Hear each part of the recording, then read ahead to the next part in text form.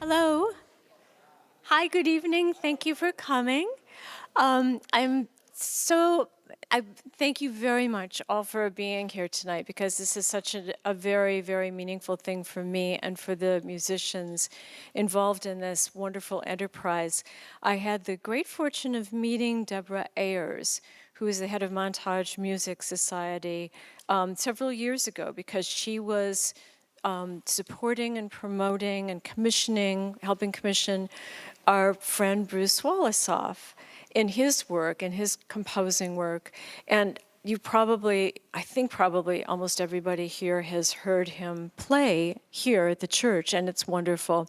And then I was thrilled when she suggested that maybe I could do something as a kind of a synesthetic collaboration with a guy whom I didn't know named Niles Luther. And Niles Luther is a wonderful young classical contemporary composer, the oxymoron of our times.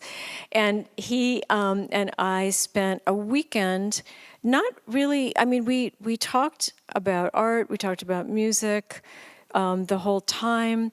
I had a painting that I had begun working on that I was excited about, which is the painting behind me called Light Bending the World. I mean, belatedly, that's what I ended up titling it. But I said to him, I was working on this painting, I was sort of excited about it, maybe because I couldn't figure out how otherwise to do a collaboration. Like I couldn't imagine, well, I'll paint a little bit and you play a little music, and then from the music that I listen to, I'll paint a little more. I was like, that's so not going to work for me. But on the other hand, when we started talking and he saw the painting and I'd heard a bunch of like not entire long clips, but clips of his music, and I really liked it. I just got very excited at the possibility of there being this kind of response, this synesthetic response, and that is what Montage Music Society stands for. So I'm very, very grateful that Debra is going to be our pianist. She's an amazing musician. Laurie Carney is the violinist, and she's also just great. I mean, all three of them are great musicians, and you're in for a treat. So thank you so much for coming.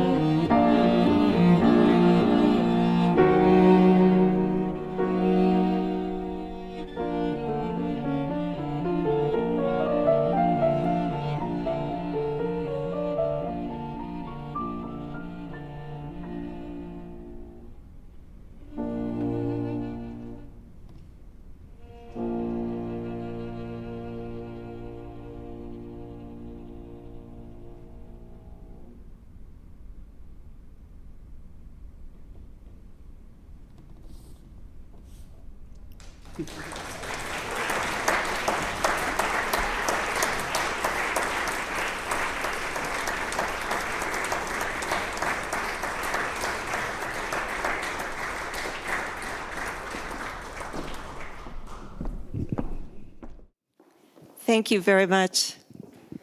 We we are delighted to be here at the church. What a beautiful, gorgeous space you have, Eric and April, and what a gift for this community. It's really very special and an honor to be here to perform.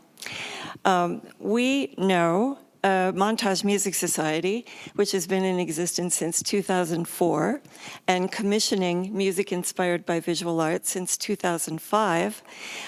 We met April and Eric because of our mutual dear friend, Bruce Wolosoff, whose compositions Montage Music Society has proudly played and recorded and even got nominated for Grammys with his incredible music.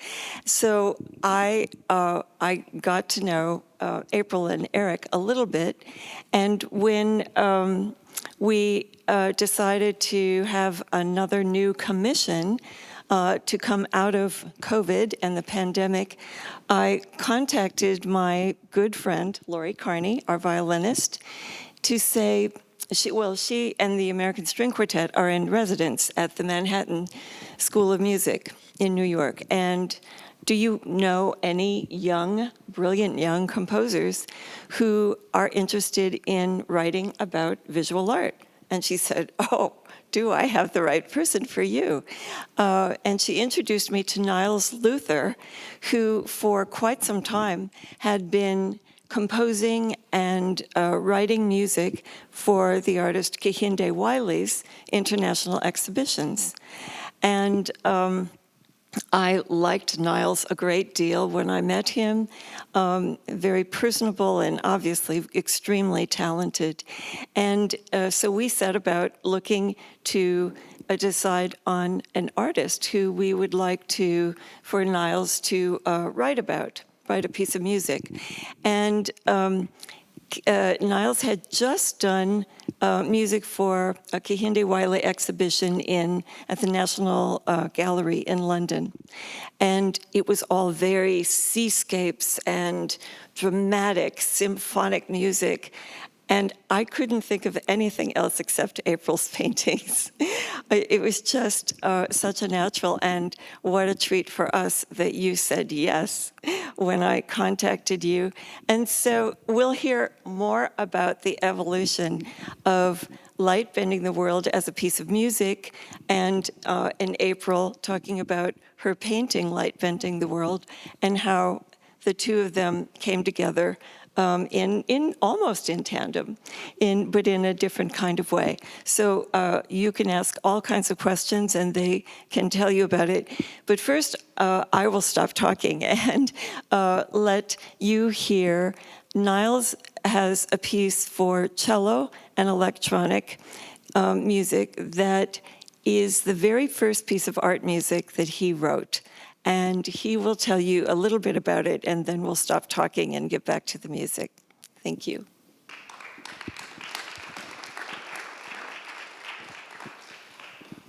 Thank you for the introduction, Deb. Hello, everyone. My name is Niles Luther. I'm very happy to be here. I just want to introduce the piece I'm about to play. It's called Desiderium. And as Deb mentioned, it's the first piece of music that I've written in this genre that I'm calling art music, which is music that's specifically inspired by visual art. And this idea comes from the Greek tradition, this concept called ekphrasis, which is the attempt to transmedialize the narrative of a visual work into language. And it's used a lot in the poetics. So a poem of Mona Lisa, for instance, is an example of this. And I thought it would be beautiful to change the language of text or English into the language of music. So that's where the inspiration for art music comes from. And the painting that inspired this piece, Desiderium, was a painting that was given to me by my grandparents, by this American artist, Gino Hollander. And it's for 4 young girls crying. And it was sitting in my studio right in front of my piano, and I didn't really quite have a place to put it. And one day I was just sitting at the piano, and I decided, I didn't even think, just some music, some notes came out of the piano, and I decided, I'm going to turn this into a full composition. So this, I feel, is the first true example of art music in this genre that I'm deeply passionate about. And the electronics that you're going to hear are, it's from a recording that I created for this composition, and it was written for 2 cellos, piano, and orchestra. But what I've done is I've taken out the main solo cello voice in this recording. So I'll be playing that part while the rest of the instrumentation plays on these speakers behind me. Please enjoy.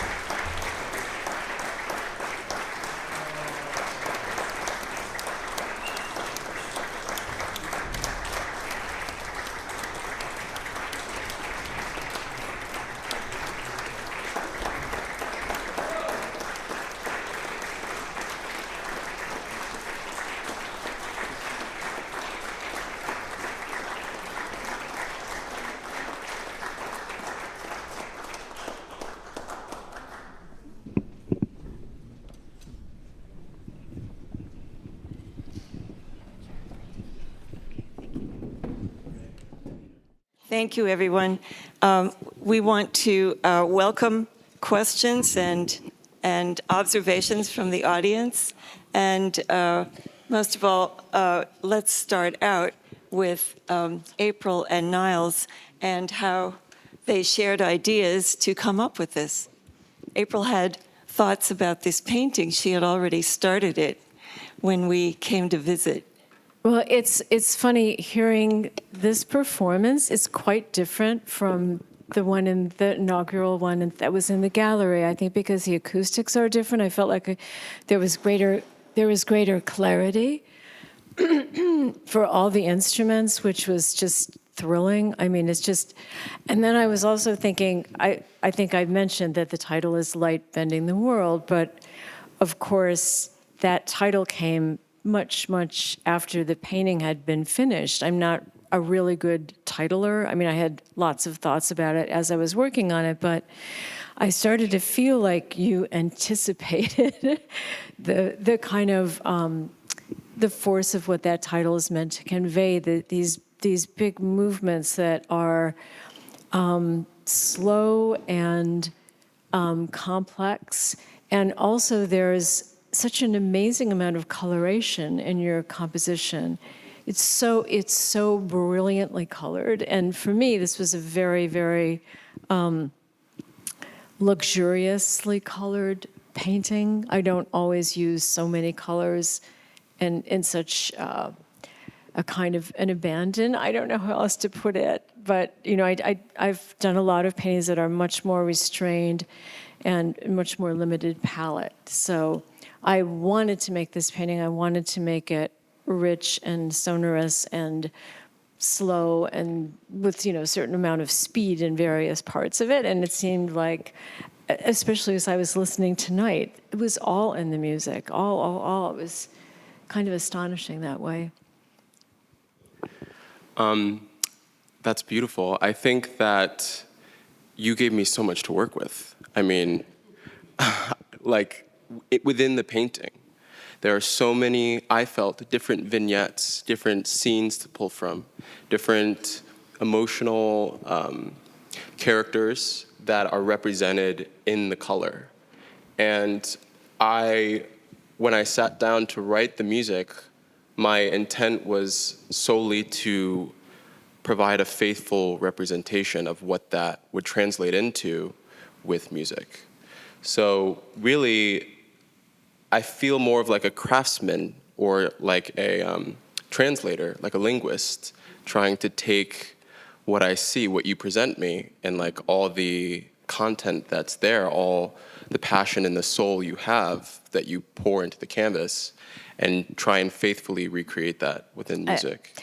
I think that it's altogether something new and broader and different, and in your language. I mean, then it's the untranslatable aspect of translation, surely, because there's so much in this piece that's alike and also different, necessarily. And then where you go in this piece is different from. It's not representation. Yeah. It's certainly not illustrative in any way. But it's so moving to me. And the you three musicians playing together is like absolutely orchestral. I mean, it's such a rich piece, and you're all such brilliant performers that the dimensionality of your performance is such that I felt like I was just going, like the world was growing and then collapsing and then growing. I mean, it was just spectacular that way. I don't know how. Are you enjoying playing in this room? I hope, yeah. Fantastic space. I keep wondering if maybe something about all this old wood, which we've talked about this before, that it is all 300 years old, and all this rosin is crystallized, and this kind of an amplifier effect that the building itself has generously and surprisingly given us as a performance space, which was not something that we thought about at all. We just thought, that old wood is so cool, I don't want to touch any of it, let's leave it all where it is. When we saw it all stripped down, And thanks to Lee and Eric and, a million conversations, we've managed to pull this off. But one unintended, but, for a consequence for which I'm very grateful is that it's also this amazing place to hear music. And this piece in particular, like the colors just go with, I keep thinking of it as being this incredibly colorful piece. Tonight particularly, it's just like really hitting me. Yeah, I think definitely the space. We debuted this at Miles McEnery Gallery, April's gallery in Chelsea, and I think here the space is so fitting because when I think of a church, right, this kind of sacred element to it, of course, that was like the roots of this building, and for me, and I know we talked about this last year, nature. Has also this kind of sacred component to it as well. Absolutely. So Yeah. to pair this music with this painting within the space, the sacred space of a church, I think it's very well put together in that regard. Yeah. Would you like to say anything? I just wanted to say that frequently you'll come into a space like this and you think, oh, we really need the audience to warm up the sound, because there's always a fear that it's going to be too live. But the wood enriches the sound. It's really, it gives a warmth to the sound that is such fun to work with. I feel that we could hear each other really well, but also just do so many more things with the music than we had even thought of before. Mm-hmm. Well, if you'd like to come back and compose something for the church, please do. Wonderful. Thank you. Should we open it? I would love to know how people felt listening to this. I'd heard a lot after the concert at Miles's gallery, and it was wonderful. But that was after the fact, and I'd wish that we'd opened it up to people's questions afterwards. If you have any remarks or comments or anything, Oh, Ada, hi. How are you? Incredible to listen. Take the mic. Because I always was thinking, how can we only see paintings? Ada, talk right into the top of the mic. It was incredible to listen to that because I always going to galleries was wondering why they don't play music, because it's not sufficient to hit us on one feeling. It has to be synergy with something. And when I was looking at your painting, I felt so connected to that because of the music was in synergy with your painting. And I'm wondering now, next time when you're painting, it's like writing a song. You first write the music, you find somebody to write lyrics for you. Let's say you finish your painting, you're looking at it, and then once you go through lots of music which comes to your mind in combination with the musicians, and finally you find something and say, that's it. And because that keeps you standing in front of your painting longer and feeling it, because otherwise people just pass by with no feelings, and you stay only for 5 minutes and it stays with you. I am just so pleased because I've been so long thinking about why they don't play music in the galleries, why everybody shuts up and just walks around through the music and don't. Well, there's your solution. It's funny, speaking of that, like when I'm painting, a lot of the time, and not to sound like a goofball artist, but a lot of the time when I'm working in my studio, I don't think to myself, that yellow is not quite right. I think that yellow is too fast. I've got to slow it down somehow. Or I think the surface of water is not sheer and fast enough. Like I think about tempo in the way that I build these paintings up and make them, for me work.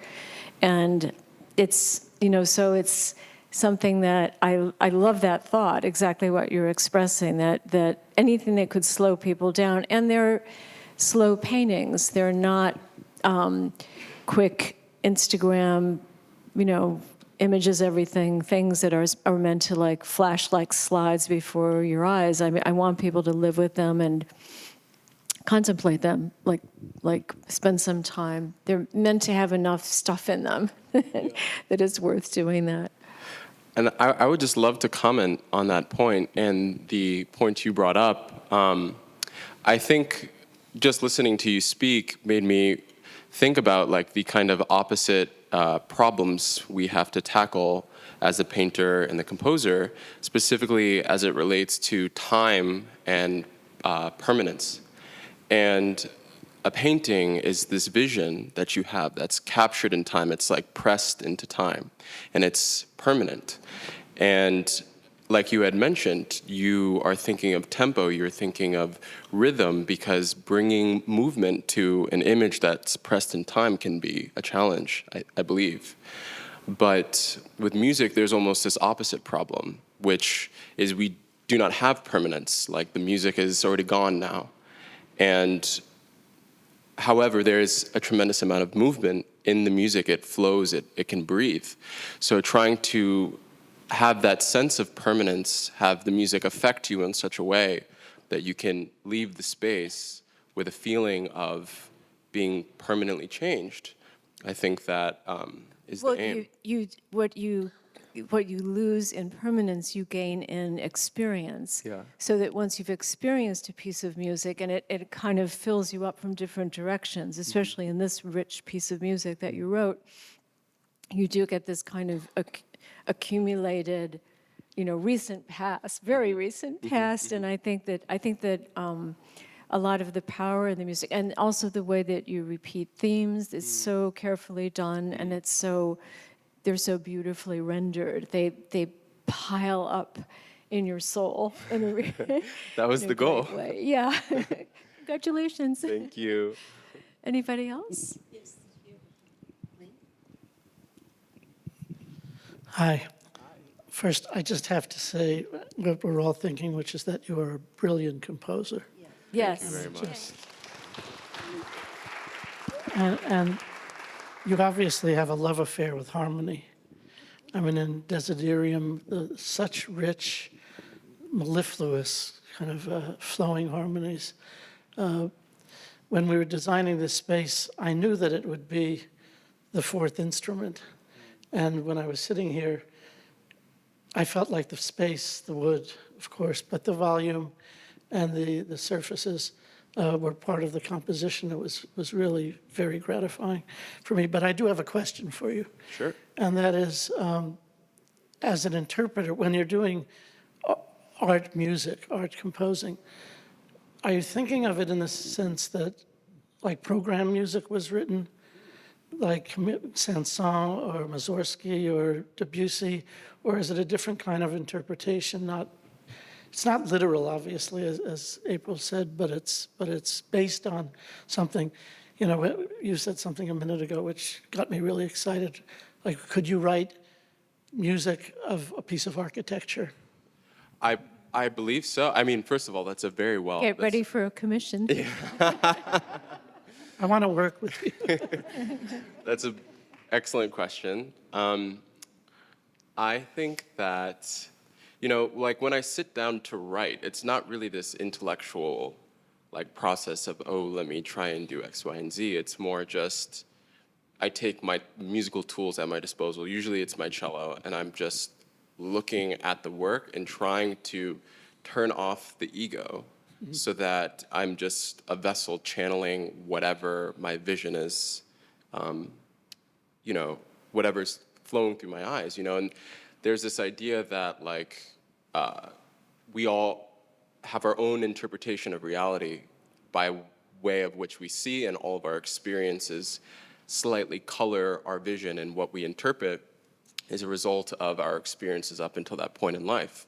So like I can't say for certain that what I see even now is objective, but when I look at a work, all I'm trying to do is try and recreate the way it makes me feel. And I would hope that that is a representation, at least in some part, of the work, but I'm not sitting down to think like, oh, in terms of program music, a sunset sounds like this, so I have to play in G major. It's more just like, what is the spirit of the work, and can I do my best to try and capture that. That's great. Thank you.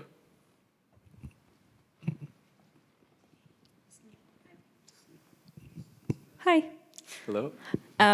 Niles, I was just curious why you chose to start the repertory this evening with Mendelssohn before your own work. Yeah, that's a great question. Well, this was a group decision. Do one of you want to speak to that? Sure. I had asked Niles way back who did he, what composers, what types of music influenced him? And he said, late classical, early romantic composers, and Mendelssohn was one of the composers he had mentioned. And so we all love this particular movement of the D minor piano trio of Mendelssohn. And so we chose that to open this program in the way of an influence. And then we had actually thought about something French for a second piece, but then I remembered this piece that Niles had sent me of his first piece of art music, so that's what came next. And I would suggest that the next time Desiderium is performed, that we could have projected the painting. We were literally thinking about that just before, like 10 minutes before the concert, but I wasn't sure if I had the rights to do that with Of the course, work. no, we're chill here. It would be Well, fine. I didn't want to offend the artist estate, and she Oh, the artist estate. yeah. So Gino Hollander's daughter, Siri Hollander, is an artist, and I reached out to her to get her permission to compose this piece of music. This was last year for Desiderium, so I didn't want to project something without getting her permission first. Mm-hmm. So Well, next time. I mean, because it is fascinating to add and subtract your own emotions to what you're looking at and listening to. totally. There was a question right there. Yeah. Thank you, and you are a beautiful composer. But and I loved the fact that you pointed out that you saw vignettes in April's piece, and a piece of art is one part and music is another, and the two together always enhance each other, which is what's so beautiful when music is played to a visual piece. But now I'm looking at April's painting going, is the clearing first or is the storm first? And I wouldn't have thought that if I hadn't listened to your music take us through this journey, which, halfway through got dangerous, and then it settled, and I'm looking at it going, yeah, wait a minute, is the storm coming or is the clearing coming? So that's kind of my comment. I was actually thinking, to your point, I was actually thinking about Beethoven's Pastoral, the Sixth Symphony, where he literally, like there's birds and then there's clouds come and then there's rain and I mean, boom, he does a whole storm thing and then it clears up and you can go home now. But this is so different from that. It's so much more emotionally complex and there's certainly a lot of emotion and gorgeous beauty in the Sixth Symphony, don't get me wrong, but it's a different kind of trajectory. And your question about whether what's happening first, that's exactly the question, and there will never be an answer. So I like the fact in your music that you have a certain kind of emotional complexity that is suspended, that becomes suspended because of the complexity of it, because it comes, it goes, it comes, it goes, and you don't get to settle into it, but that to me makes it more real and more contemplatively engaging.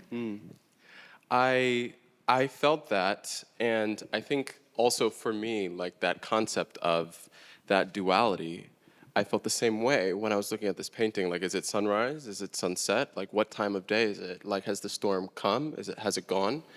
And I feel that, like, when I was writing the piece of music, I wrote the scherzo, which was like the big fiery section, and it would be very easy to end the piece at the end of the scherzo, which is like this big finale, blah, blah, blah, applause. But I felt like that wasn't an honest representation of like how I felt, which is like caught in between this twilight area. And T.S. Eliot has this quote from the Four Quartets, and the quote is, at the still point, there the dances. And I felt that that's what I was trying to navigate, this in between, this dual sense of being where you're trying to figure out who are you within a duplicitous space. Yeah.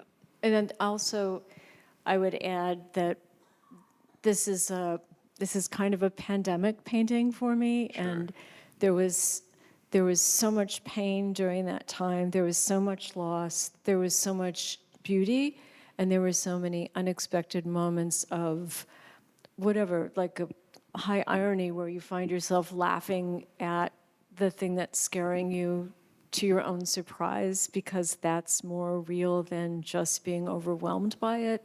I mean, that there's like a next day after the day that you just thought you were just going to lose it. So trying to build all that kind of complexity in is much more interesting to me, to your point. Yeah, I totally agree. Yeah. Anyone else have a question, comment? This is about Laurie's violin. I was struck by the softness, the sort of lower tone of it. I don't know if that's the playing of it or the instrumentation, the instrument itself. But I was wondering also, when you were writing the piece, because the cello and the violin go so amazing together in that softer tone, whether you knew Laurie's playing and were kind of thinking of that as a thing, or it was just a wonderful coincidence that you coupled it. Well, Laurie and I go way back. She actually taught me chamber music in my undergrad, and she coached me on the Mendelssohn that we played, like, what was that, 7 years ago? Yeah. So I know her playing very, very well. I would go to, she's in the American String Quartet. They're in residence at Manhattan School of Music. So every semester I was going to those concerts and was very intimately familiar with her sound. So when I sat down to compose the piece, there were so many sections where I was like, had a very clear concept, especially because of her violin, which is a gorgeous instrument, what it would sound like to come out of her violin with her playing, as opposed to like another young musician like myself with a young instrument. So there's like a richness in the slower movement. There's this like really slow melody that we trade back and forth. The piano gets it first, then the violin, and finally the cello gets it last. But I knew it would sound rich and chocolatey in that register when Laurie would play it. So This is, by the way, a beautiful room to play in. And you were talking about April, 300-year-old wood. Well, this violin is 303 years old, so I think it feels very. That's a at home. throwdown. Yeah. 303 years old. Yeah. Well, I will say too that one of the best musical performance satisfactions of my whole life was listening to Montage Music when you first performed Bruce's pieces, because the synchrony of all the musicians, and it was so true tonight too. I mean, it's so synchronous. There's something so deeply empathetic about everyone is making the music happen, and there's no grandstanding, and it's just beautifully, sorry, I can't think of a better word, but it's so unified in an extraordinary way, and I feel like everything it's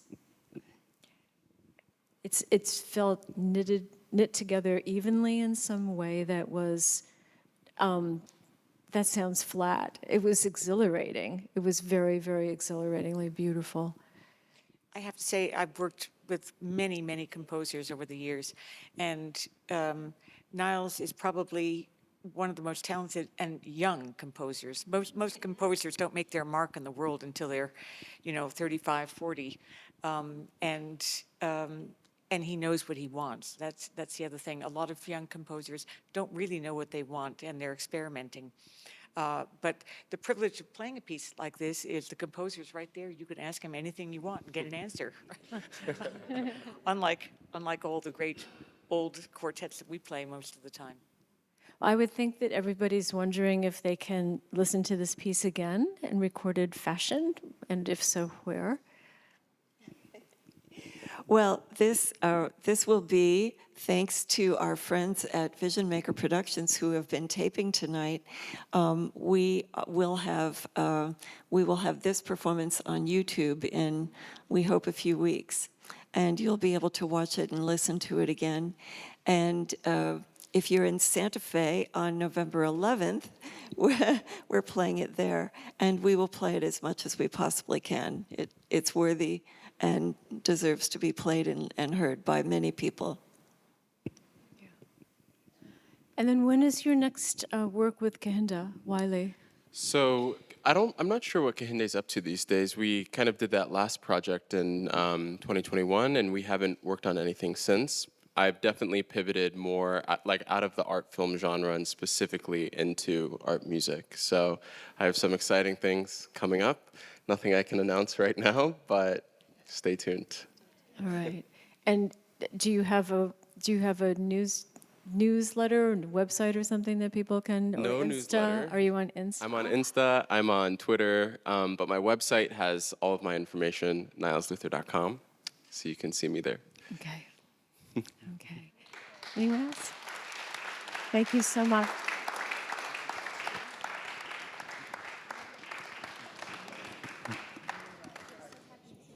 Both of them. Thank you. So nice to see you. You guys are just brilliant. Oh my God.